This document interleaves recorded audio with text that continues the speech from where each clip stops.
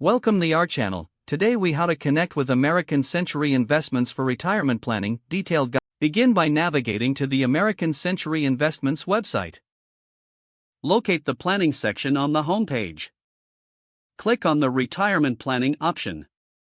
Review the information provided on retirement accounts and investment options. Identify the tools and resources available for retirement planning. Explore the retirement calculators offered to evaluate your needs. Consider reaching out to a financial advisor for personalized guidance. Locate the Contact Us section at the bottom of the page. Choose your preferred method of communication: email, phone, or live chat. If opting for a phone call, note the customer service hours for your time zone. Gather your financial information and questions before contacting them. For email inquiries, compose a clear message detailing your retirement planning needs. Utilize the live chat feature for immediate assistance. Ask specific questions regarding your investment options and retirement accounts. If you are new to investing, request informational materials to help you understand the process. Ask about any educational webinars or resources they may offer.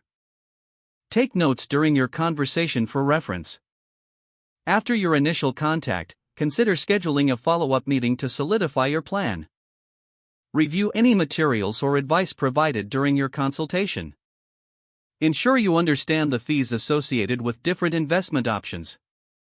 Make informed decisions based on the information and tools provided. Start developing a personalized retirement plan that aligns with your goals.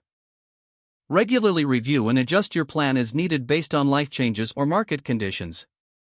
Stay connected with American Century Investments for ongoing support and resources. If the page does not load, refresh the browser or try again in a private or incognito window.